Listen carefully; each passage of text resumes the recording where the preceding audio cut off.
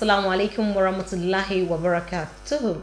I welcome you to another enlightening episode of this program, Islam is Beautiful. My name is Salma Adetutulawa.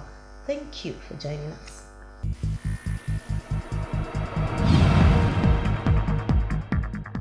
Fortunate is he. Fortunate. This program is sponsored in memory of Ajia Fauziya Kende Lola Ali. May Allah grant her Al-Jannah Firdaus. Ameen. His thoughts of Allah and Judgment Day. Alhamdulillah Rabbil Alameen. Today on the program, we shall be taking a topic, Riyah, showing off.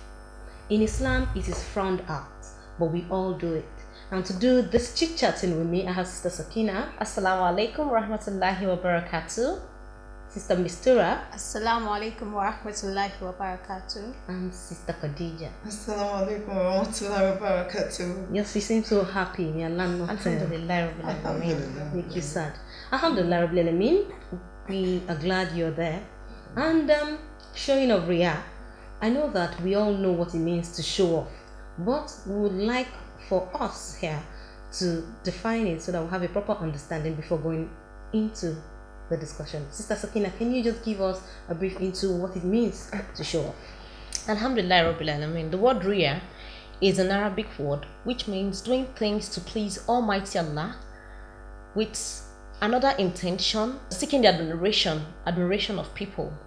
You do things that are pleasing to Almighty Allah. At the same time, you're trying to make people admire you. Almighty Allah says in Quran chapter 107 about the category of people that do this kind of show.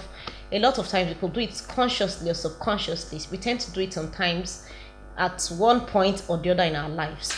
And as a Muslim, we should be conscious because Almighty Allah has said in Quran chapter 107, فَوَيْلٌ لِلْمُرْسَلِينَ الَّذِينَ هُمْ عَنْ صَلَاتِهِمْ سَاهُونَ فَوَيْلٌ لِلْمُرْسَلِينَ. Woe unto those who pray. But أعوذ بالله من الشيطان الرجيم. فَوَيْلٌ لِلْمُرْسَلِينَ. Woe unto those who pray. الَّذِينَ هُمْ عَنْ صَلَاتِهِمْ سَاهُونَ. These are the category of people that their mind strays away while observing salat. Possibly they see something that distracts them, or their mind, they see somebody they want to impress. You tend to show more concentration, or you now start reciting the Quran in a very melodious voice. The Quran Allah says, woe unto the category of those people. Alladhina hum an salatihim sahun, alladhina hum yura'un. Whoever does this kind of show off, worshipping Allah with the intention of people admiring you, is performing a kind of shirk. And that kind of shirk is worse than the shirk of the followers of Dajjal. You can see that it's a very negative behavior. It's a very bad thing. But why do we do it as humans? Why do we find ourselves doing it sometimes? There are several causes of Riyah, or some major ones are when you have low iman. Your faith, you don't have that strong faith in your religion, in Allah. You don't believe that Allah is watching you. You don't have ihsan, as in when you're praying, you don't believe that Allah sees you. And one of the conditions, at least, of attaining ihsan is to believe that Allah sees you, even if you can't comprehend that you are in front of Him. Just if you can't see Him, believe that He can see you.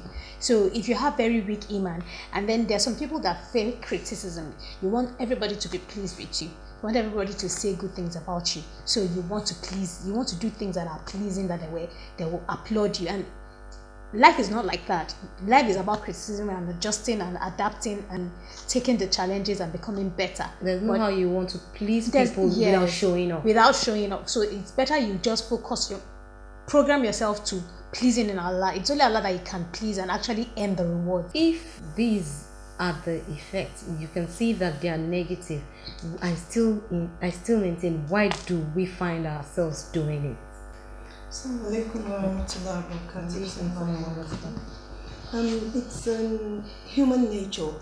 The act of showing off can be classified along with arrogance and pride.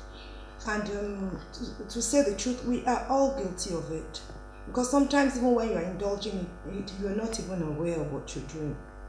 But the essence of it all is that whatever we are doing, we should have it in our heart, in our mind, that what I'm doing is for and mainly to please Almighty Allah subhanahu wa ta'ala. Whatever I'm doing, either in the way of religion or in terms of philanthropy, it is for the sake of Almighty Allah subhanahu wa ta'ala. And that it is not in any way to gain the admiration of other people or to please anybody or to show other people that I have this thing so you don't have it. Because in the process of doing things for other people, you tend to hurt other people. You might not know it. You'll more or less be destroying your faith because somebody else that is watching you and doesn't not have that thing, if it's not properly done, it might turn out to be something else. What you're doing to earn the favor of Allah, may we not earn the wrath of Almighty Allah subhanahu wa ta'ala. And further on in the Quran, we read it in Surah Al-Luqman that his father told him that, my son, when there's certain things, when you walk or you turn your face, don't do it with pride. What if it happens and then if somebody else is watching you and think she's doing it with pride, and you know in your heart that you are not even conscious of doing it, then that means you've done it to please your God. But when you do it consciously and you know someone is there watching me and I want to turn around so that she can see this side of my face or see that side of my whatever it is I'm adorning, then it becomes something else. It becomes Riyah. To buttress what you just said, Allah says in Quran chapter 3 verse 30 that we shall beware of the day when we'll be confronted with all the evil deeds we did and all the good deeds we did. The deeds you did with an intention of satisfying people, fine, those people were satisfied, but you didn't do it because of Almighty Allah. You did it to impress those people. And you should know that since you have impressed those people, you have already received the reward of impressing those people, and Almighty Allah is not impressed. So you can't satisfy human beings and satisfy God at the same time. MashaAllah. Now, this is something that you say is human. That means you can do it even without knowing. At what stage do you know that? Would you know that this is showing off? If, for instance, you're reciting the Quran and at a point you notice maybe another sister that is equally good comes in and even though it's an all-sister affair, you try to change the way, the tone and the melody. At what stage do you know that you are showing off? Yes, mashallah. Sometimes we do it subconsciously, but when it gets to a stage that people start commending you, you should be cautious that hope I've not started earning rewards from people instead of the reward from Almighty Allah. And that is why the Holy Prophet recommended that we say this prayer: Oh Allah, I seek refuge in you against associating partners with you. So as much as possible, we should always try to make sure we do things because of Almighty Allah and just for the sake of Almighty Allah. And we should always try to purify our intentions too when we recite Surah Al-Fatiha, Ihdina Sirat al-Mustaqim, that Allah guide us to the right path. My intention of doing this is not to please anybody, but just because of you alone, Allah sees our intention. Sometimes you might, like Sister Hadi just said, that sometimes you might do some things and at the end of the day it appears like a show off, but your intention, that's why the Holy Prophet says, Innamal a'malu binniyat wa innamal likulli imrihi ma nawa. The actions will be judged according to intentions, and everybody will be rewarded in accordance with the determination with which he perpetuates a deed. So, but most importantly, the underlying factor is you yourself know you're doing it lillahi wa rasulihi, for the sake of Allah and His Holy Prophet Muhammad. At this point, you should have it in mind that whatever it is you have or you're doing that people admire, it's Allah's grace, it's Allah's honor. There's nothing that comes from anybody, regardless of your status or your person. They are all gifts from Almighty Allah subhanahu wa ta'ala. So as much as possible, we should try to make sure that whatever it is we have, we are blessed by Almighty Allah subhanahu wa ta'ala. It is not by our might or our own power. It's just a favor from Almighty Allah subhanahu wa ta'ala. So as much as we should just try to let other people see that what we're doing is not for ourselves at all. And even if we walk and have all these things, there is somebody, even in knowledge, there's somebody over there that has more knowledge than you have. And you should always remember that whatever knowledge you have is a trial upon your faith. Whatever skills you have, whatever wealth you have, it's a test upon your faith, and you're going to account to Allah how you use it, whether for the intention of pleasing others or for the intention of pleasing Allah. And that is why the Holy Prophet even said that when you want to give charity, that you give charity to people equally. A lot of times in our society today, you see the rich giving the rich, That is not charity in Islam. Charity in Islam is the rich gives the poor. If the rich gives the rich, he'll say, oh, Mr. So gave me this and I want to return. So it's just this, the wealth circulates amongst the rich people, and it is just show off. They're pleasing themselves. But when it gets to people that don't have, and you do it with an intention of nobody knowing about it, that's why the Holy Prophet even recommended that when you want to perform an act of charity, you should do it such that the left hand doesn't know what the right hand gives. Inshallah. You will see some people, the moment they step onto the plane, they're going for Hajj, they will put it on the social media, on my way for Umrah, and like that, and they keep going. And so, you know, those kind of things. Now, sometimes they're doing these things to just tell people that, okay, I'm doing this, I want you to pray for me, I want you to send in your prayers. They may not know that they're showing off. Now, if you're saying that at the stage, when you start admiring yourself and all of that, sometimes don't you think that admiring yourself can be that you're even helping yourself to know that you're doing the right thing? It may not be with the intention to show off. Yes, that's why we said we should always purify your intention. And if you remember the askar that Sister Salma said, one of the meaning is, Sister Sekena said, the meaning is that things I don't know. One of them, that I don't know, because you might not know, but it is sure. Okay. Moreover, sometimes you get carried away, especially this Hajj thing you mentioned. A lot of people, when they get to Hajj, they get so excited and they just want to let the world know what they're doing, or they try to send the message to their relatives, and that is why we're having this talk. Why should they know? You should not go with the intention of getting there and taking pictures, because really when you go there to do what you're supposed to do, there's no time for taking pictures, my sisters. You'll know that at this point in time I want to be at the Kaaba, I want to be there reciting my Quran, and this is something you do maybe once in a lifetime. So and you know, it's an unforgettable experience, but you might think, let me take some pictures. You might take some pictures and bring them up, but now, you know, people like us might not be in support of all this exposure of the media sending things, and you don't even want to go to the restroom. You want the world to know. We are in an age that everything now is made so public. There's no privacy any longer. So, and if there's no privacy, show off would come up. That's at all. So now, if that's the case, what are the effects on the larger society? I am showing off by saying, okay, please, during the time of Eid, I want to give gifts to my bosses, to those who I can get favors from. You know, I'm doing it so that I can get favors from them, but it may be show off without knowing, because they don't need it. Yes. You know, they don't really need those things. Well, but I'm just doing it to strengthen the relationship, business relationship, you know. That is just the intention completely. So are you saying we shouldn't keep business relationships? You have to keep business relationships, but you should always differentiate when you're making an act of charity, as you mentioned during Eid. Charity to those that don't have, not those that have. Your bosses you're talking about have more than you, and they have eaten to the full, and they received gifts from people that are even greater than you. So why not just give to people that don't even have any opportunity of enjoying anything at all? People that won't even remember to tell you thank you. When you do acts of sadaqah in Islam, you don't wait to receive a thank you, because if you wait to receive a thank you from a human being, you might not receive the thank you from Almighty Allah. Do it and walk away. That's what Islam preaches.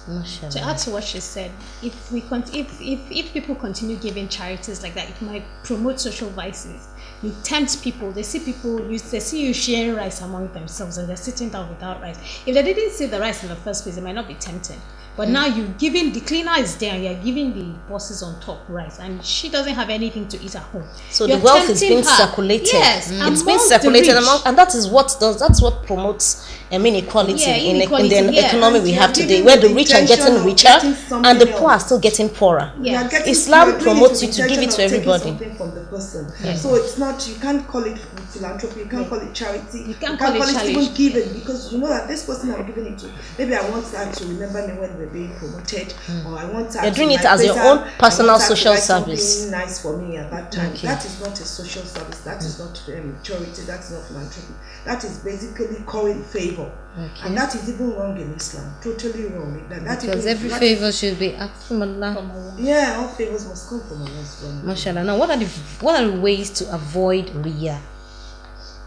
Yes, mashallah. I think first of all, having a strong faith in Almighty Allah, and establishing, purifying your intentions all the time, whenever you want to observe. That's why every step in Islam you always have an intention. Right from the salat, right from waking up in the morning, you observe, you say a prayer.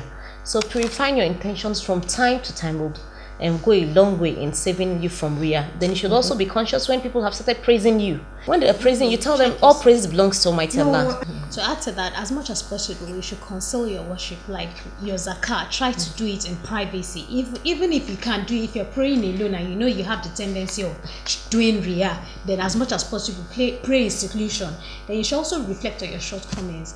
You should sit down and think, today, how did I behave? Did I expect people to praise me? Did I look for favor in other people?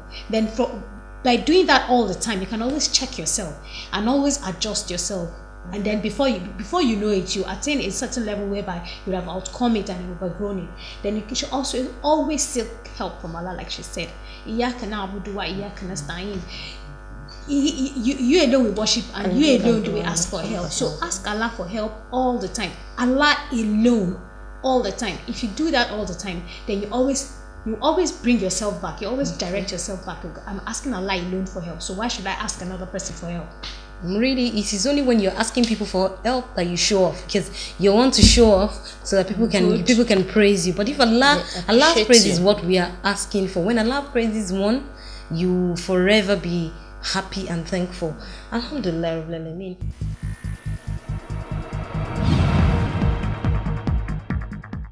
The best companion is a book. An activity that brings about joy is for you to read a book and develop your mind through the acquisition of knowledge. Reading increases knowledge and improves both memory and understanding. By reading, one benefits from the experiences of others, the wisdom of the wise, and the understanding of scholars. Maturing one's ability to acquire and to process knowledge, to learn about the different fields of knowledge and their applications to life. These benefits are derived through reading. Your faith will increase when you read a beneficial book, especially books written by practicing Muslim writers. Reading helps to relax one's mind from distractions and save one's time from being wasted. Take a good book today. Read and add value to your life. Remember, readers are leaders. Who is the loved one? Allah. Who is Ar-Rahman? Allah. Who is Al-Mannan? La ilaha illallah. Muhammadur Rasulullah. Muhammad is the messenger. To Allah is our return. La ilaha illallah. Muhammadur Rasulullah. Muhammad is the messenger. To Allah is our return. La ilaha illallah. Muhammadur Rasulullah. لا إله إلا الله محمد رسول الله.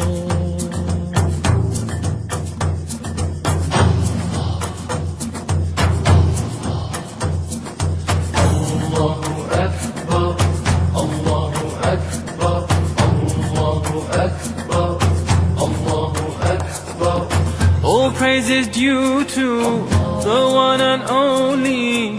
He is the master of all creation. All praise is due to the one and only. He is the master of all creation. He's the sustainer and the maintainer of the whole universe. La ilaha illallah. Muhammadur Rasulullah. Muhammad is the messenger. To Allah is our return. La ilaha illallah. Muhammadur Rasulullah. Muhammad is the messenger. To Allah is our return. La ilaha illallah. Muhammadur Rasulullah. La ilaha illallah. Muhammadur Rasulullah.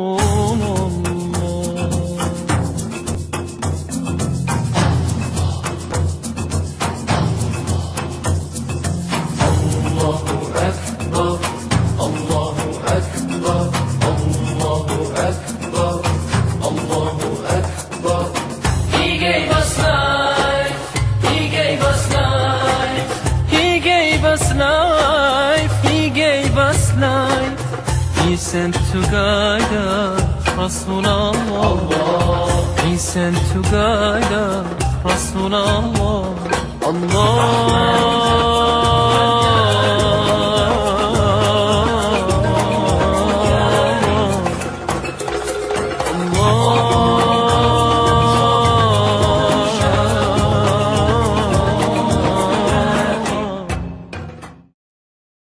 Alhamdulillah Rabbil Alameen.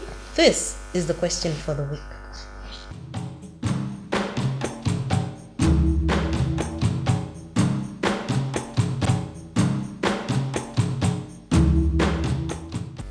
And the fact that we think you should know for this week will go thus.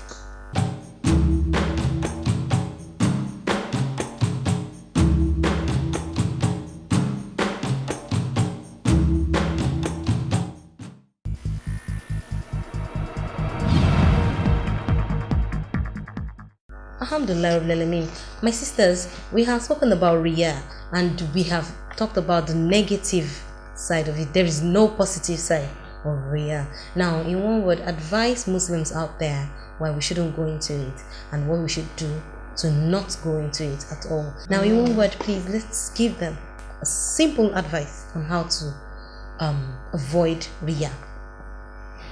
Yes, mashallah. The Holy Prophet has said, purify your intentions. Innamal a'malu binniyat. Always have a good intention of doing it lillahi wa rasuli. You're doing it for the sake of Allah, and as much as possible you should seek for Allah's guidance. Quran chapter 1 verse 5, Ihdina siratal mustaqim.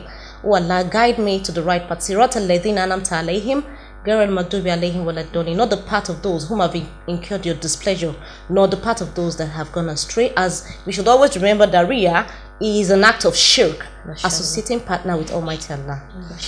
Allahu Alam. I think one of the things that can also help us, that can deter us from Riyah, is to remember the punishments. The punishments for Riyah do not only happen in the hereafter. You start from this world. There's a hadith of the Prophet ﷺ that said that whoever wants to display his deeds, Allah will display his humiliation. And then whoever wants to make a hypocritical display of his action, then Allah will display him. So just even thinking of that punishment, and then thinking of the punishment of losing the reward for your action, and then thinking of the punishment of going to on Judgment Day where you will not get any reward and you'll be directed to those whom you want to please, should be enough deterrent for us to want to always purify us. It should be enough to deter us and make us conscious and make us always want to purify our actions and purify our intentions for any action we intend to do, so that our efforts don't go in vain. Don't go in vain. So, and you know, with the little you have just said, it reminds me of a sister, an Nigerian sister that died recently. They said she's been married for 8 years and that some people advised her that she should do a kind of shirk where she will have to take some certain kind of offering to some certain kind of T-junction and all of those. That she was dropping the thing in the middle of the night. A car came and killed her at that point where she was dropping the thing, so that in the morning people came and they knew her in that locality as Ajia. And so people started looking, and even the husband was crying. So when I heard it, I said, Abba, that Allah was really, really not merciful. They said no, that she must have been doing that before Allah could bring her out. Like, you just said that Allah would expose you. Yeah. Now, if you think about it, she wants to show off a child. She wants to have a child. That it is only Allah that can bestow that mercy. But she wants to have a child. That's why she went that far. And now at the end of the day, she didn't really ask for, and that's why I see how she ended. May Allah embarrassed in this world. May Allah protect us from it. And when I heard it, it was a sort of admonition for me, because I realized that there is nothing in this world that is not given. A leaf never falls off from the tree without Allah's consent. So why would we now say because we want to get that thing to show off, impress people, we want to impress people, we will now go astray? May Allah protect us from it. Abundance comes from Almighty Allah subhanahu wa ta'ala, and whatever grace you have comes from Almighty Allah subhanahu wa ta'ala. And if we can inculcate it in our being, that whatever we want to do to show that we are trying to an act of charity, we should not let her know what the right hand is doing. We should try as much as possible. It's possible. Sometimes you have to send someone to do it. It's okay. But when we try as much as possible to know that I'm doing it solely and only to please Almighty Allah subhanahu wa ta'ala. And if you now try to turn it to as we are discussing, it now negates whatever it is you're doing. And whatever act you perform, you pray to Almighty Allah that we should take it as an act of ibadah. So the moment you start doing these things and you now do it openly and solely because Mr. A will see me or Auntie B will see me, there's no more reward. May Allah subhanahu wa ta'ala protect us from this act. Viewers, we say thank you for staying tuned. I know that this is something that we are all guilty of, but we can try. We have told us the things that we can do. Purify your intention, try as much as possible to know Allah more. That way you will know that He's the only one who has bestowed upon you that thing that you want to show off, and that way you will know that whether you show it off or not, if He wants to take it, He will take it away from you at any time. So may Allah subhanahu wa ta'ala protect us from this attitude, habits and behavior, inshallah. I mean, I say jazakumullah khairan, my sisters, and may Allah increase you in knowledge and iman. Do join us again next week for another enlightening episode of this program. Again, our slogan: don't tell people that you are a Muslim. Let them see, show them that you are a Muslim. From my sisters and I here, we say Assalamu alaikum wa rahmatullahi wa barakatuh. Fortunate is he. Fortunate. This program is sponsored in memory of Ajia Fauziya Kende Lola Hali. May Allah grant her Al-Jannah Firdaus. Amen. His thoughts of Allah and Judgment Day.